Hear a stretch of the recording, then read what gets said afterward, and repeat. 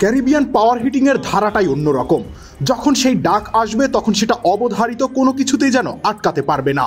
তেমনি এক পাওয়ার হিটিংয়ের অনবদ্য প্রদর্শনী হয়ে গেল মিরপুরে। সেই চিত্রনাট্যের প্রধান কুশীলব সিমরান হেটমায়ার। এই মিরপুর তার পছন্দের মাঠ। এই মাঠেই তো 2016 সালে অধিনায়ক হিসেবে জিতে নিয়েছিলেন অনূর্ধ্ব 19 বিশ্বকাপের শিরোপা। সেই মঞ্চটা এবার বিপিএল, দলের নাম খুলনা টাইগার্স।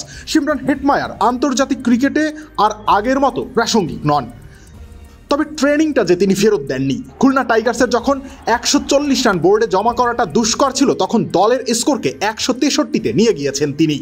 তার নিজের ইনিংসটাই আসলে খুলনার ইনিংসের প্রতিচ্ছবি। শুরুর দিকে নিজের ছায়া হয়েছিলেন, আস্তে আস্তে খাতা খুলতে শুরু করেছেন। আর যখন তিনি বাঁধন ছাড়া পাগলা ঘোড়া, তখন তাকে আর আস্তে দৌড়াতে বলার সাধ্যকার। ম্যাজিক হার্বাল টুথপেস্ট দূর করে দুর্গন্ধ সৃষ্টিকারী দাঁতের সমস্যা। ইয়েস, দেখাও তোমার ম্যাজিক। 16 ওভার শেষে 21 বলে এই ক্যারিবিয়ান ব্যাটারের রান ছিল মাত্র 22। 19তম ওভারের শেষ বলে আউট হয়ে ফিরলেন।